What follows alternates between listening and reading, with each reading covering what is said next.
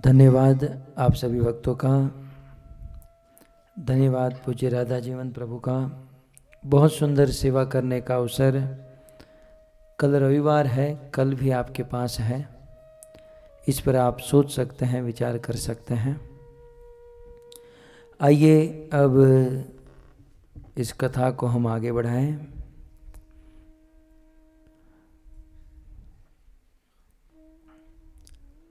भगवान श्री कृष्ण के द्वारा पूतना का उद्धार हुआ।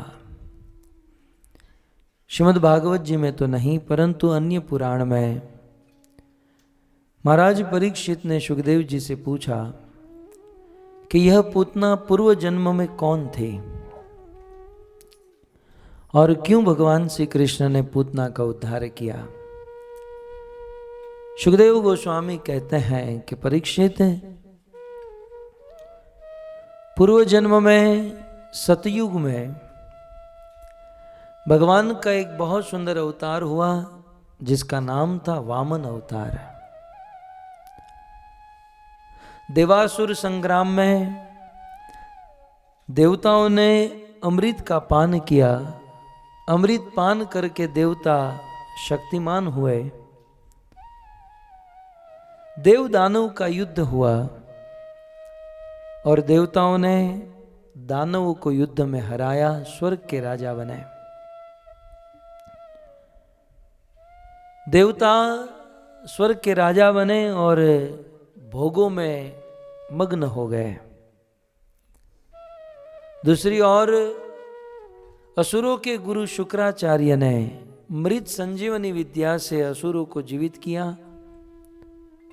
असुरों के द्वारा यज्ञ कराया, ब्राह्मण वैष्णवों को संतुष्ट कराया। यज्ञ देवता प्रसन्न हुए, अग्नि देवता प्रकट हुए, बलि महाराज को सुंदर रथ प्रदान किए, सुंदर आयुध दिए। श्री प्रहलाद महाराज ने विजय माला पहनाई।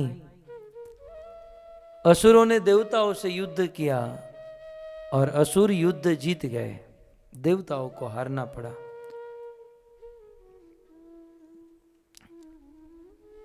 तब देवताओं की मां देवराज इंद्र की मां को बहुत बुरा लगा और उन्होंने एक बहुत बड़ा व्रत किया, जिस व्रत से साक्षात भगवान विष्णु उनके पुत्र के रूप में प्रकट हुए, जिनका नाम था वामन।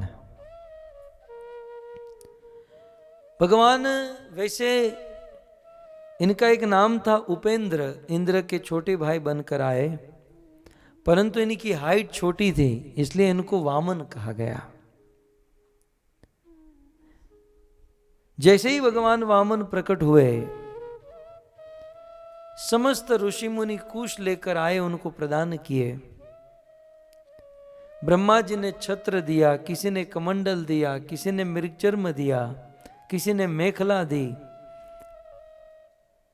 और देवी पृथ्वी ने भिक्षा प्रदान की।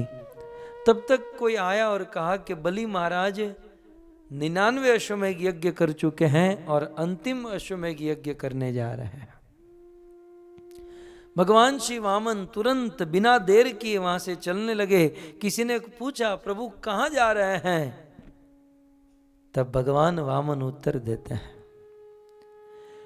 विष्णु वामन थई चालिया रे।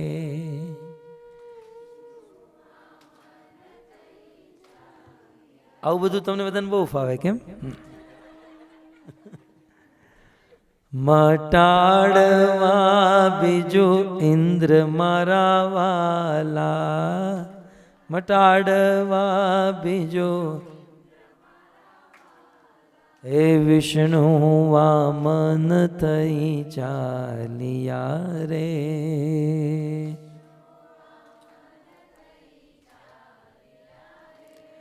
भगवान विष्णु वामन रूप धारण करके चलने लगे बलि महाराज से स्वर्ग लेने के लिए। तो भगवान वामन का बहुत सुंदर रूप था। बलि महाराज की यज्ञशाला में गए, यज्ञ हो रहा था। बलि महाराज को पता चला कि आपके द्वार पर कोई बटुक ब्रह्मचारी आया है। सूरदास जी ने बहुत सुंदर इस पर भजन लिखा। राजा एक पंडित पौरी तुम्हारी। महाराज आपके द्वार पर कोई ब्राह्मण छोटा सा बालक आया है और हमारे राज्य के सब लोग उसे देखकर मोहित हो रहे हैं। महाराज बलि अपने यज्ञ को छोड़कर उस भगवान वामन के पास गए, जाकर प्रणाम किए, कहा आज मैं धन्य हो गया, आज मेरे पितृ धन्य हो गए, आज मेरा यज्ञ सफल हो गया कि मेरे द्वार पर इतना सुंदर ब्राह्मण आ गया। तो इस प्रकार बलि महाराज ने स्वागत किया। कथा तो बहुत लंबी है, लेकिन वहां पर बलि महाराज की एक कन्या थी।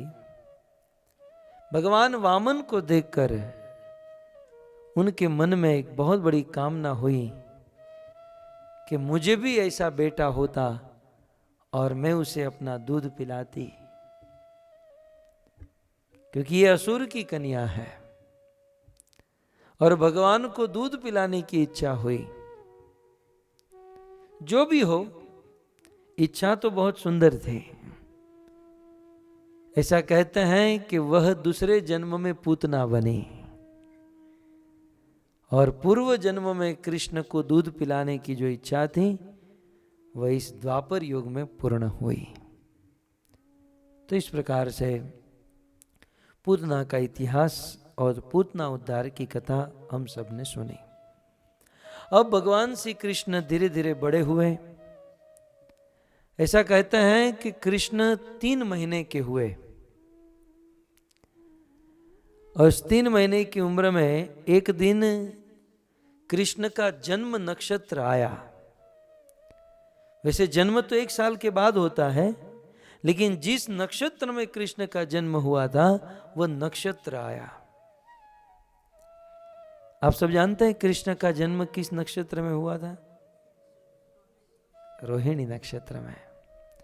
कृष्ण का जन्म रोहिणी नक्षत्र में, यह सोचकर कि मैं यशोदा का बेटा बनकर आया हूं, कहीं रोहिणी को बुरा न लग जाए, इसलिए जन्म लिया यशोदा के गर्भ से, लेकिन रोहिणी नक्षत्र में जन्म लिया ताकि रोहिणी को भी बुरा न लगे। सब कुछ संभाल कर समझ कर कृष्ण काम करता है।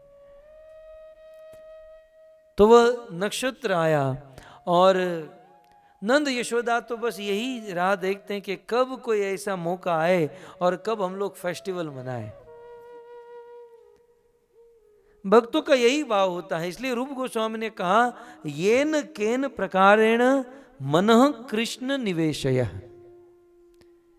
चाहे किसी भी प्रकार से अपना मन भगवान में लगाए। जैसे पूज्य राधा जीवन प्रभु ने अभी जो यहाँ पर कार्य किया, हालांकि ये बहुत बड़ा कार्य, दुनिया में इससे बड़ा कार्य, इससे बड़ा यज्ञ और कोई नहीं है, लेकिन दूसरी दृष्टि से भी देखो तो यह भी सिद्धांत है, जहां लगे अपना धन वहां लगे अपना मन। गाय में, सेवा में यदि हमारा धन लगे तो हमारा मन भी वहां जाता है। तो किसी भी प्रकार से, किसी भी उद्देश्य से हमारा मन भगवान में लगना चाहिए। और इसलिए यहाँ पर बहुत सुंदर फेस्टिवल, उत्सव मनाया गया। नंद और यशोदा ने सर्वप्रथम गोपियों को बुलाया, ब्राह्मणों को बुलाया। देखिए, जीवन में जब खुशी हो, जीवन में जब आनंद हो, तो वह आनंद दूसरों को बांटना चाहिए। जब घर पर खुशियां हो तो वह खुशियां दूसरों के साथ शेयर करे, बांटे। खुशियां बांटने से बढ़ती है। तो फेस्टिवल मनाया, लोगों को बुलाया, ब्राह्मणों को बुलाया और ब्राह्मणों ने बहुत सुंदर स्वस्ति वाचन किया, मंगल गीत गाए, कृष्ण का अभिषेक किया, कृष्ण को अनेक प्रकार से आशीर्वाद दिया, बहुत सुंदर वहां पर कीर्तन किया। और अभिषेक करने के बाद कृष्ण को लाल रंग का वस्त्र पहनाया, कृष्ण को अनेक प्रकार के आभूषण पहनाए और कृष्ण के कमल नेत्र में बहुत सुंदर काजल लगाई और गले में बगनखा युक्त चंद्र का हार पहनाया। वास्तव में कृष्ण को इस प्रकार का सुंदर श्रृंगार करके जब माँ यशोदा देखती हैं तो बहुत हर्षित होती हैं। भक्त का भाव होता है कि मैं मेरे लाला को, मैं मेरे कृष्ण को अच्छे से अच्छी तरीके से सजाऊं। इसलिए कहा है कि हम भगवान को जितना अच्छा सजाएंगे भगवान हमारे जीवन को उतना ही अच्छा संवारेंगे। इसलिए हमें भगवान को सजाना चाहिए। पुष्टि संप्रदाय के आचार्य श्रीपाद वल्लभाचार्य ने कितना सुंदर भाव हम सबको प्रदान किया। पुष्टि संप्रदाय की सेवा अटूट सेवा है। कितनी सुंदर सेवा महाप्रभु जी ने दी। आओ आनंद भाई। यमुना जल मां केसर घोड़ी स्नान करावूं श्यामला। ना जल मां केसर घोड़ी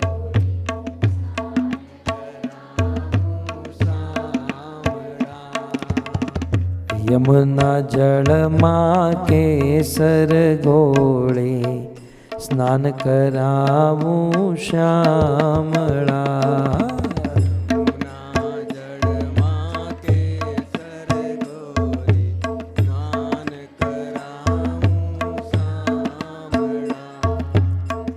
हल्के हाथे अंगो चोड़े लाड लडावूं श्यामला। हल्के हाथे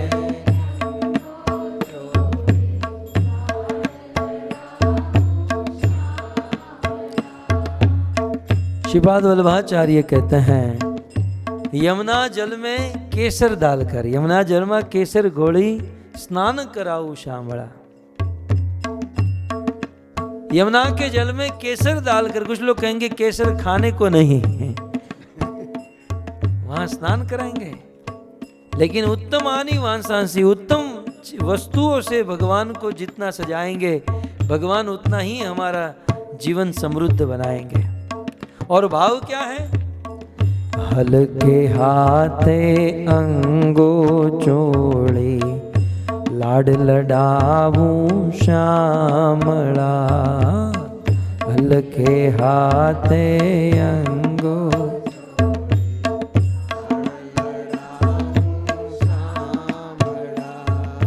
और स्नान कराते समय भगवान को कैसे हल्के हाथों से भगवान के अंगों को साफ करूं।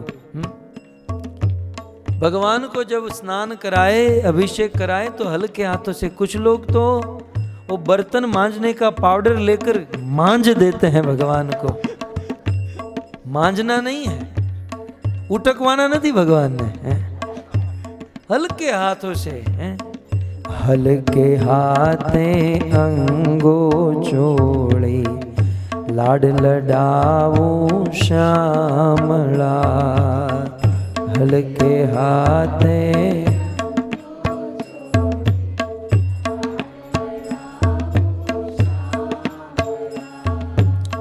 वस्त्रो अंगे लूची आपू पीळू पीतांबर श्यामला। लूची आपू आने खोटा बेटा तिल सुगंधी नाखी आपू वाकड़िया तारा वाल मां। तिल सुगंधी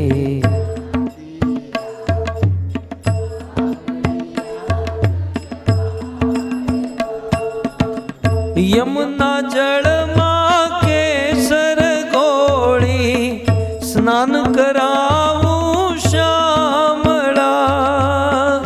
यमुना जल मां केसर, ये गाओ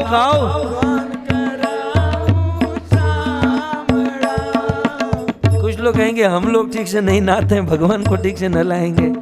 क्या बात कर, चलो हम भगवान को नहीं आप मत नलाओ, लेकिन कम से कम गा के तो खुश रहो। यमुना जल मां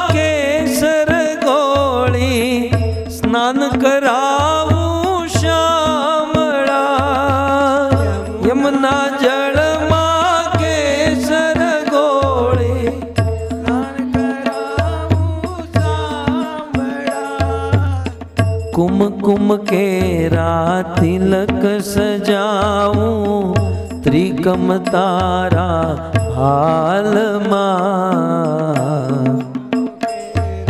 तिलक सजाऊं, त्रिकम तारा अलबेली आंखों मां आंजू, अंजन मारा बाल मां।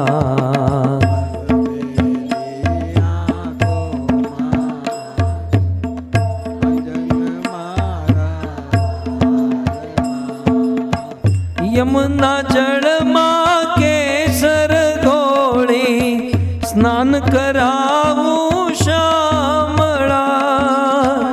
यमुना जल मां केसर घोड़ी,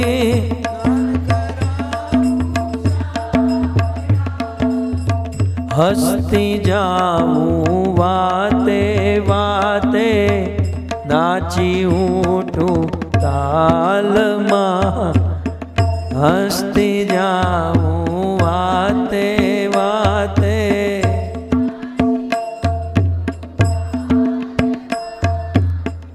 नजर न लागे मारा श्याम सुंदर। એટલે ભાઈ મને ગાવા દો, મને ગાવા દો तो लोग गाय लो। गाने की एक रूढ़ी है, गाने की विधि है कि जो पहले गाता है उसको गाने देना चाहिए। તમે ઘરે તમારા પતિઓનો વારો નથી આવવા દેતા, પણ અહીંયા મારો તો વારો આવવા દો। एक बार एक पत्नी अपने पति को डॉक्टर के पास लेकर गई। डॉक्टर साहब इसका इलाज कीजिए, रात को बहुत बोलते हैं, ये नींद में बहुत बोलते हैं, इसका इलाज कीजिए। डॉक्टर ने कहा इलाज की जरूरत नहीं, दिन को बोलने का समय दो, रात को अपने आप बंद हो जाएगा। आप दिन को मौका नहीं दे रही है, मन तमे मौको आपो।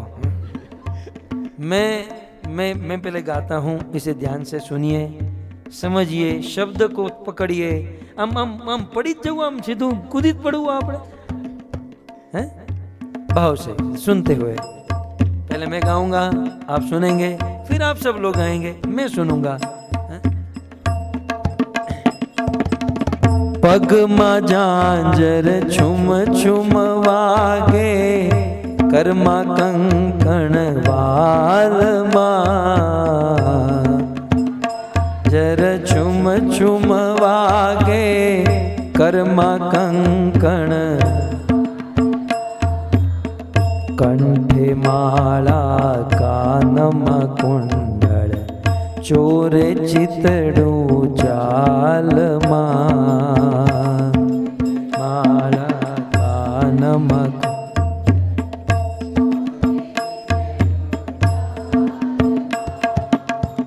यमुना जल मां केसर घोड़ी, स्नान कराऊं श्यामला। यमुना जल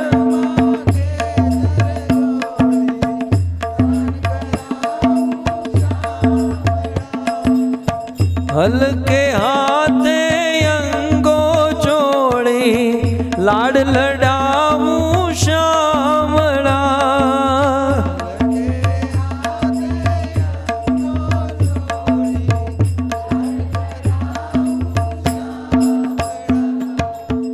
मोर मुकुट माथे पहरावी, मुरलिया हाथ माथे।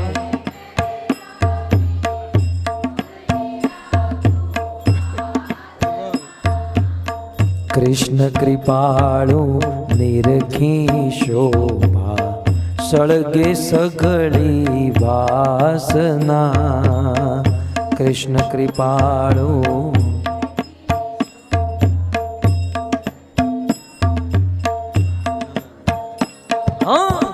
यमुना जल मां केसर घोड़ी, स्नान कराऊं श्यामला।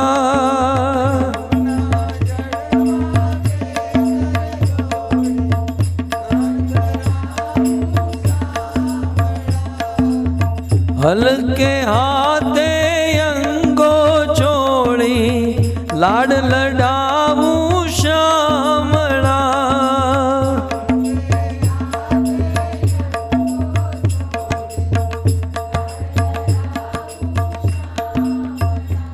कृष्णचंद्र भगवान की।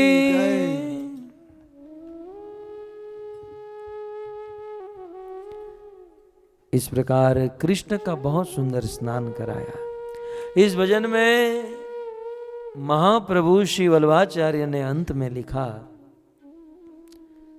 कृष्ण कृपाणु निरखी शोभा, सड़गे सगड़ी वासना। ये पूरे भजन का सार उन्होंने अंतिम लाइन में दिया। कहता है कि हमारे हृदय में अनेकों प्रकार की कामना है, हमारे दिल में अनेकों प्रकार की वासना है, और ये कामना ही हम सबको जला रही है, कामना ही हम सबको दुखी कर रही है। हमारी 10 इंद्रियां है और 10 इंद्रियों की कुछ ना कुछ कामना है, इच्छा है। और जब तक ये कामना खत्म नहीं होगी, जब तक इंद्रियों की कामना बंद नहीं होगी, आदमी कभी चैन से जी नहीं सकता है। प्रहलाद महाराज ने तो यहां तक कहा, जैसे एक आदमी हो, उसकी 10 पत्नी हो, वह आदमी शाम को ऑफिस से घर पर आए और 10 पत्नी उस आदमी को अपने अपने दिशा में खींचकर जाने का प्रयास करे, उसी प्रकार प्रभु मेरी हालत है। ये 10 इंद्रियां 10 पत्नियों के समान है, और सभी इंद्रियां मुझे अपनी अपनी ओर खींच रही है। आंखें देखना चाहती है, कान सुनना चाहते हैं, जिह्वा टेस्ट चाहती है, यह त्वचा स्पर्श चाहती है। प्रत्येक इंद्रिया अपनी अपनी ओर। जब तक ये कामना खत्म नहीं होगी, जीवात्मा को सुख नहीं मिलेगा। और ये कामना खत्म कब होगी? महाप्रभु वल्लभाचार्य ने कहा, कृष्ण कृपाणु निरखी शोभा, सड़गे सगड़ी वासना। जब तक भगवान श्री कृष्ण की इस शोभा को, इस सुंदर मूर्ति को, कृष्ण के वास्तविक रूप को हम देख नहीं लेते, समझ नहीं लेते, तब तक हमारी वासना खत्म नहीं होगी। संसार को भोगने की वासना कब तक? जब तक हम कृष्ण को समझ नहीं लेते हैं तब तक। सच कहता हूं भक्तों, जिस दिन ये समझ में आ गया ना, जिस दिन भगवान का रूप, भगवान की सुंदरता, उनकी कृपा, उनकी मधुरता जिस दिन समझ में आ गई, उस दिन ये संसार फीका लगने लगेगा। उस दिन संसार के भोग कीड़े की तरह लगने लगेंगे, जिस दिन भगवान समझ में आ गए। एक बार एक पति और पत्नी थे, नाम था रांका और बांका। क्यों अच्छा नाम नहीं लगा आपको?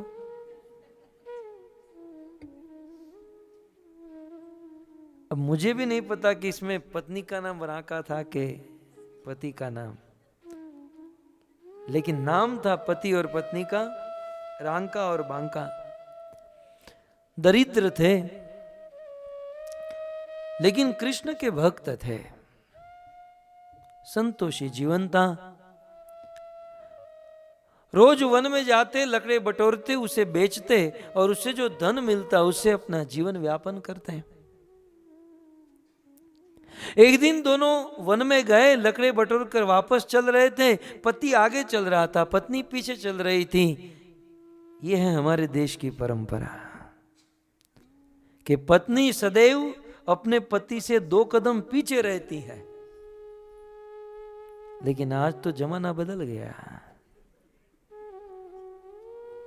Ladies first. मैं ढूंढ रहा हूं ये जो सिद्धांत बनाया है। स्त्रियों को रिस्पेक्ट होना चाहिए, आदर होना चाहिए, स्त्री की रक्षा होनी चाहिए, सब कुछ ठीक है, लेकिन स्त्री का अपना भी कुछ धर्म है कि वो अपने पति से 1 कदम पीछे रहे। और इससे स्त्री की, पत्नी की शोभा घटती नहीं है, बढ़ती है। ये आज की आधुनिक स्त्रियां इस बात को समझ ही नहीं पाएगी, जिनमें संस्कार नहीं है, जो भागवत गीता रामायण जैसे ग्रंथों को पढ़ी नहीं है। स्त्री की वास्तविक शोभा अपने पति को आगे करने में है, नहीं कि अपने पति से आगे निकलने में। इतिहास भरे पड़े हैं भक्तों। जिस समय राम को केवट को कुछ नौका में बैठकर जब उतरे तो मुद्रिका देना हुआ, और राम तो तपस्वी के वेश में थे, कुछ था नहीं, तो राम संकोच कर रहे थे कि हमने इससे मेहनत करवाई, काम करवाया और कुछ दे नहीं पा रहा हूं। सीता समझ गई, और सीता के हाथ में सोने की अंगूठी मुद्रिका थी। सीता जी ने निकाली और किसी को पता न चले वैसे पीछे से राम के हाथ में पकड़ा दी। बोले प्रभु दे दीजिए, यह है पत्नी का धर्म। और आज की पत्नी होती तो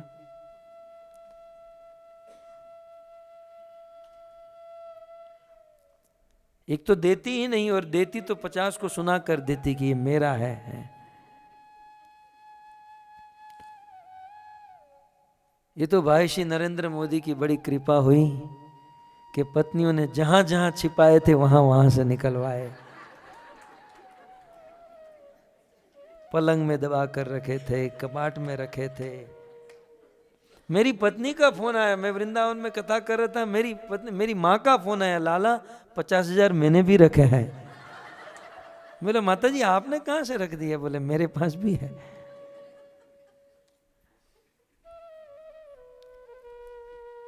खैर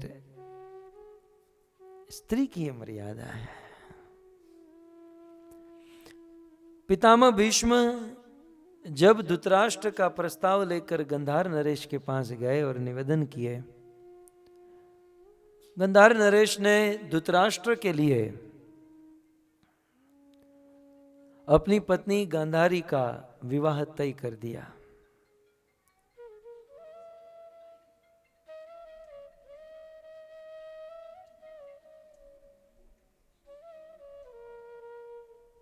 करो बन।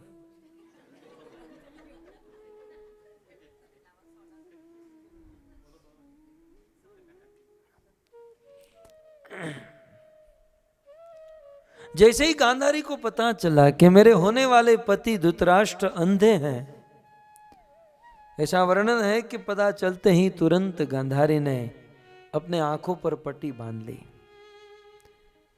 कि मेरे होने वाले पति यदि देख नहीं सकते तो मैं दुनिया को देखकर क्या करूंगी। लोगों ने बहुत समझाया कि भाई आपकी आंखें होगी तो आप अपने पति की सेवा कर सकती हो, ठीक से जीवन जी सकती हो। गांधारी ने कहा नहीं, सेवा करते करते कदाचित एक पल के लिए भी मेरे मन में ऐसा हो गया कि मैं मेरे पति से श्रेष्ठ हूं तो मेरा पतिव्रता धर्म नष्ट हो जाएगा। मैं सदैव मेरे पति से एक कदम पीछे रहना चाहती हूं। इतिहास साक्षी है। तो रांका और बांका की बात कर रहा था। दोनों लकड़े की बोरी मस्तक पर चढ़ाकर चल रहे थे, पति आगे पत्नी पीछे। आज तो बेचारे पति पीछे होता है, पत्नी आगे चलती है। पति वो कुली की तरह सब सारा सामान उठाकर चलता है और पत्नी ऐसे ऐसे आगे जा रही है। उल्टा है। खैर, तो पति आगे जा रहा था। चलते चलते उसने वन के मार्ग में एक रियल गोल्ड का, सोने का बड़ा कीमती मोटा हार पड़ा हुआ देखा। ये तो संतोषी जीव, भगवान में जिसका मन लगा हुआ है,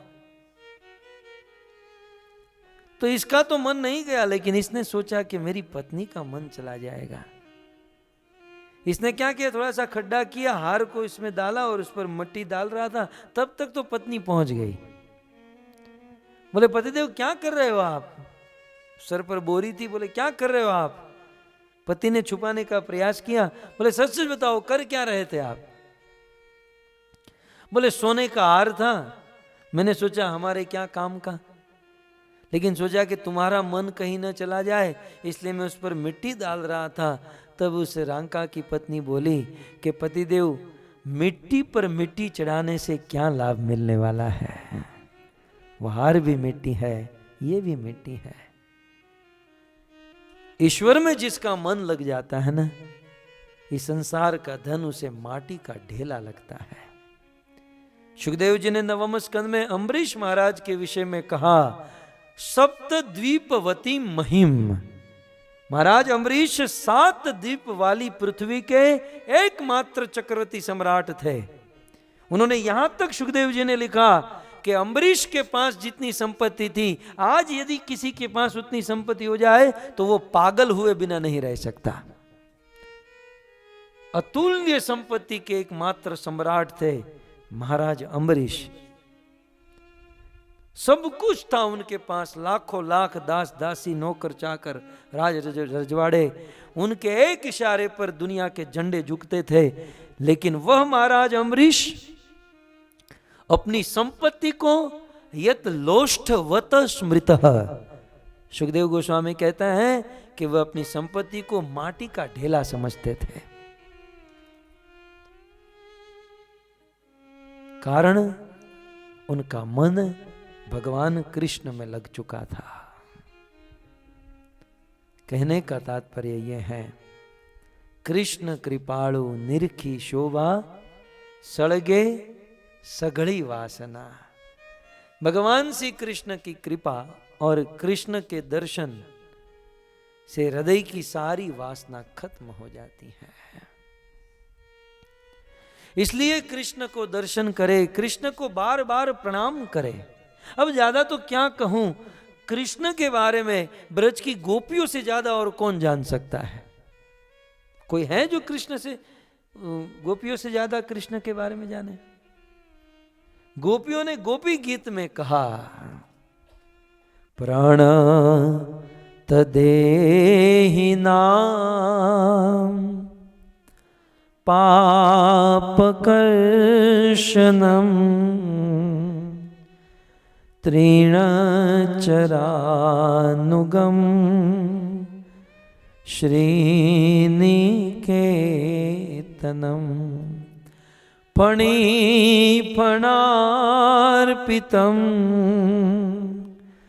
ते पदाम्बुजं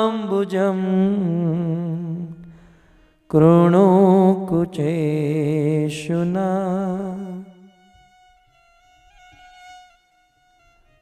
गोपिया कहती है कि हे कृष्ण, कृष्ण एक बार भी आपके चरणों में कोई प्रणाम करता है ना, आप उसके सारे पाप हर लेते हो और उस व्यक्ति के हृदय में जितनी कामना है वो सारी कामना आप पूर्ण कर देते हो।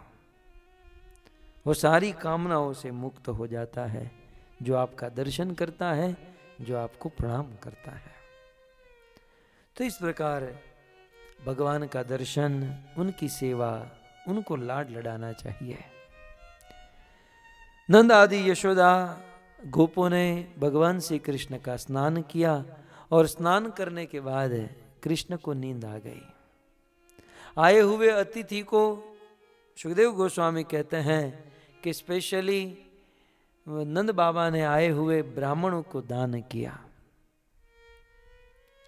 और गायों को बहुत सुंदर भोजन कराया। यशोदा मैया ने देखा कि बहुत सारे अतिथि आ रहे हैं, उस अतिथियों का स्वागत करना है, उनको भोजन कराना है, और कृष्ण सो गए हैं। यहाँ पर अतिथियों की आवाज से कृष्ण जग न जाए, इसलिए यशोदा कृष्ण सोए हुए कृष्ण को लेकर बाहर आई। बोले कृष्ण को कहीं सेफ जगह पर सुला दूं।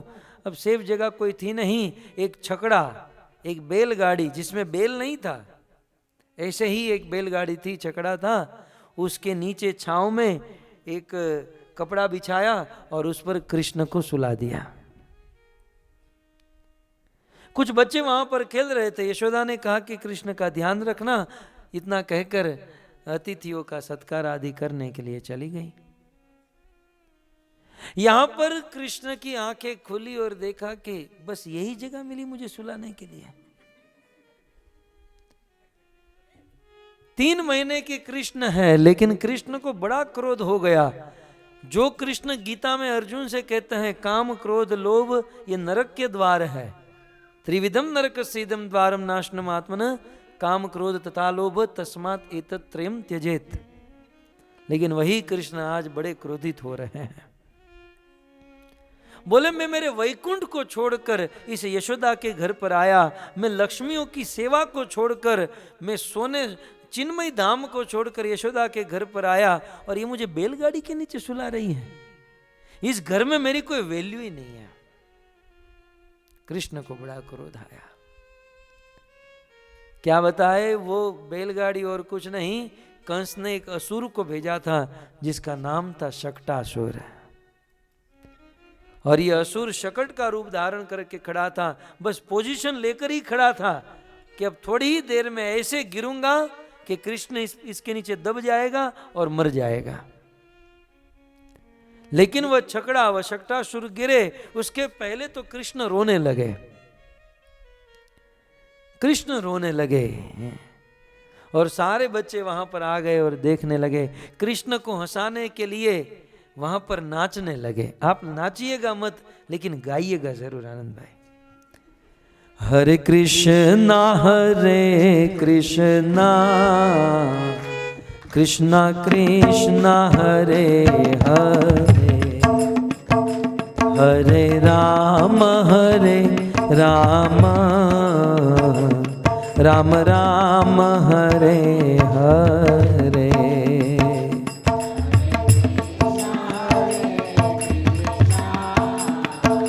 कृष्णा कृष्णा हरे हरे,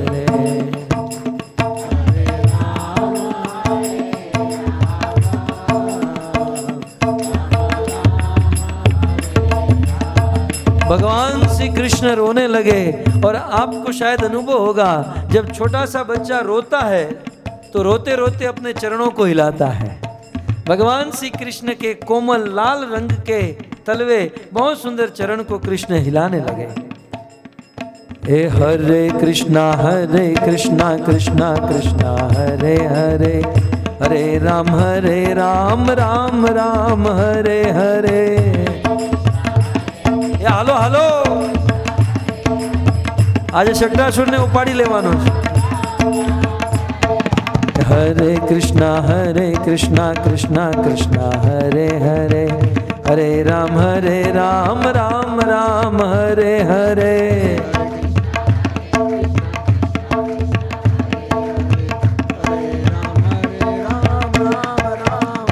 बोलो हरे कृष्णा कृष्णा कृष्णा हरे हरे, हरे राम राम राम हरे हरे।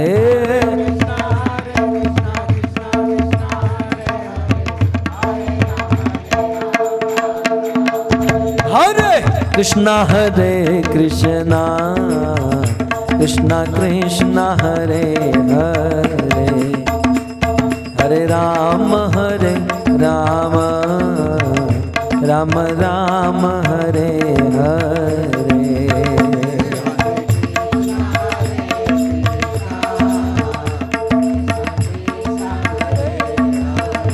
जय हो।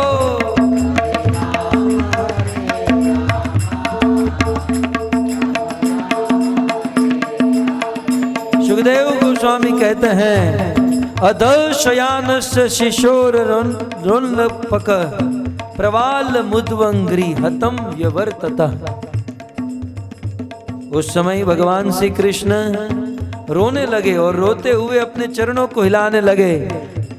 शकटासुर जैसे ही कृष्ण पर गिरने वाला था, उसके पहले तो रोते हुए भगवान श्री कृष्ण के चरण हिले, और भगवान श्री कृष्ण के चरण का अंगूठा उस शकटासुर को, उस शकट को, उस छकड़े को स्पर्श हुआ। और क्या हुआ?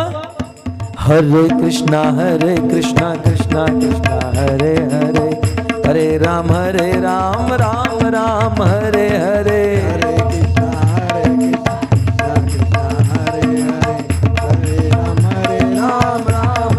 यहाँ शकटासुर जैसे ही गिरने वाला था, उसके पहले भगवान श्री कृष्ण का चरण उस शकटासुर को, उस छकड़े को स्पर्श हुआ।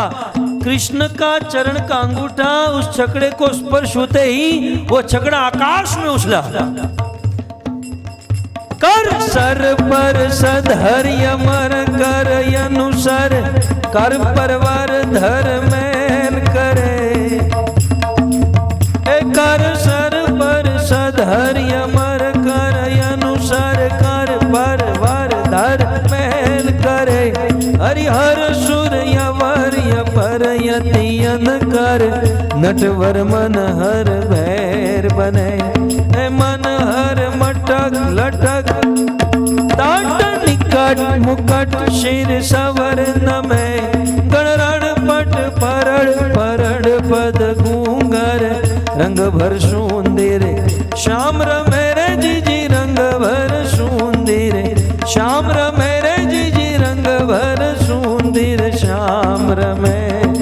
भगवान श्री कृष्ण के चरण छकड़े को स्पर्श हुए, छकड़ा आकाश में उछला, बादल के पार चला गया।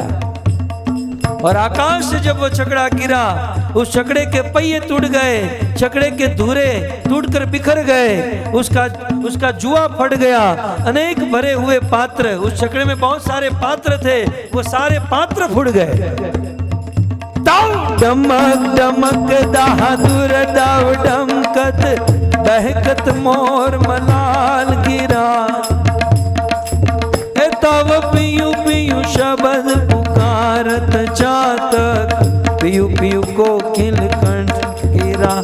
तब गड़ड़ गड़ड़ नभ होत गड़ाका गणरण गिरिवर शिखर बजे। गणरण पट परड़ परड़ पद गूंगर रंग भर सुंदर श्याम मेरे जीजी रंग भर सुंदर श्याम रमे। जैसे ही भगवान ने अपना चरण मारा, छकड़े के पहिए बिखर गए, आकाश में उछला, बादल को छुआ और वह दैत्य मरकर धड़ाम करके पृथ्वी पर गिरा। उसका निर्मल देह हुआ और उनमें से आत्मा निकली, भगवान श्री कृष्ण में प्रवेश कर गई। आकाश में देवता प्रकट हुए, पुष्प की वृष्टि करने लगे और भगवान श्री कृष्ण की जय जयकार हुई। बोले श्री बाल कृष्ण भगवान की।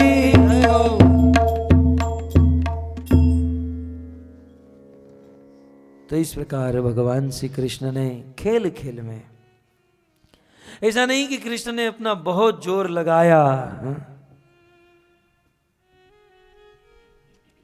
कृष्ण ने खेल खेल में उस छकड़े को स्पर्श किया, वह आकाश में उछला, गिरा और टूटा और उस शक्टासुर के प्राण निकल गए।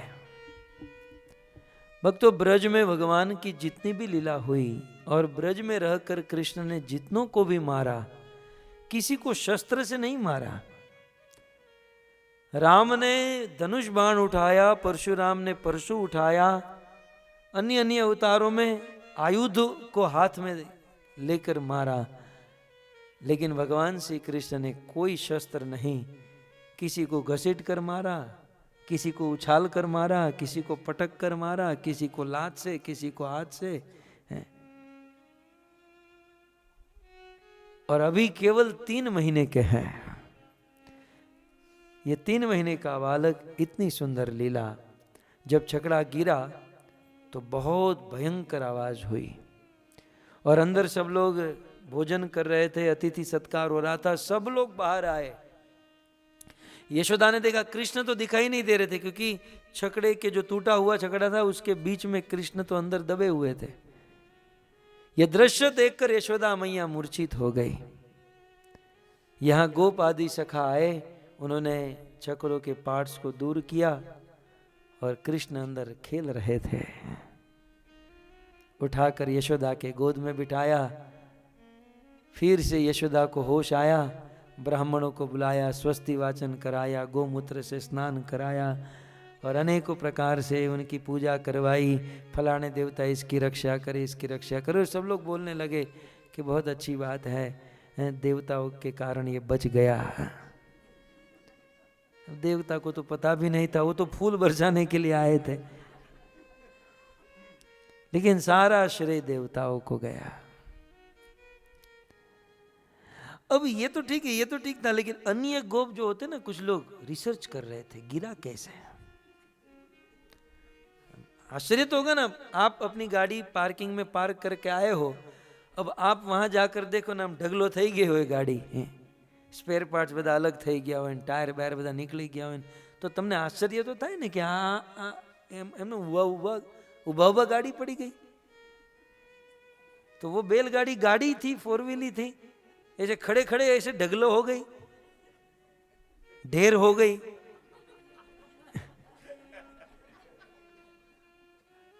तो ये कुछ लोग बुद्धिजीवी लोग गोल गोल घूम के देख रहे थे ये कैसे हुआ. तो जो बच्चे खेल रहे थे ना वो कहने लगे हम हमें पता है, हम जानते कैसे हुआ. अच्छा कैसे हुआ बताओ, आप लोग जानते? बोले हाँ. बोले कृष्ण रोने लगा और रोते रोते ये दबाकर मारा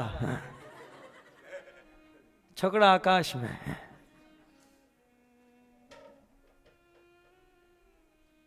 तो जो बड़े बूढ़े जो पूछ रहे थे बच्चों को, बाकी के लोग उन बूढ़ों को डांट रहे थे तुम्हें बुद्धि नहीं है, बच्चों को पूछ रहे हो. और 3 महीने का लड़का छकड़े को मारो, छकड़ा आकाश में उड़े, ये कभी संभव हो सकता है? हरीश्वरी जी कहते हैं कि बच्चों की बोली वेद से भी अधिक सत्य थी और मधु हनी से भी अधिक मीठी थी, लेकिन ये बूढ़ों को पच नहीं रही थी. उसे तो अपनी उम्र का अभिमान था कि ये आज के बच्चे ये हमको क्या सिखाएंगे, हम क्यों क्या बताएंगे. लेकिन बच्चे मन के सच्चे होते हैं, बिल्कुल सत्य भाषा बता रहे थे, लेकिन किसी को विश्वास नहीं हो रहा था. इस प्रकार ब्रज में भगवान की ये बहुत सुंदर लीला. परीक्षित महाराज ने कहा कि हे सुखदेव गोस्वामी, मुझे आप ये जो लीला सुना रहे हैं ना, मुझे मेरा मन भगवान में लग रहा है और मैं बस अब भगवान की ऐसी लीला सुनना चाहता हूँ. कृपा करके आप मुझे ये लीला लगातार सुनाते रहिए. और सबसे पहले ये सुनाइए कि ये शक्टासुर पूर्व जन्म में कौन था, ऐसा क्या सुकृत पुण्य किया था जिससे भगवान को स्पर्श करने का सौभाग्य मिला. तो शक्टासुर का पूर्व जन्म और अघासुर, बकासुर, तृणावर्त, ये सारी लीलाएं कृपया करके विस्तार से सुनाइए. सुखदेव गोस्वामी ने कहा मैं अवश्य सुनाऊंगा, लेकिन कल शाम को 4 बजे. हरे कृष्णा. धन्यवाद. आज मेरी तबीयत कुछ ठीक नहीं थी तो परफॉर्मेंस ठीक नहीं रहा, मुझे क्षमा कीजिए, लेकिन थैंक यू वेरी मच.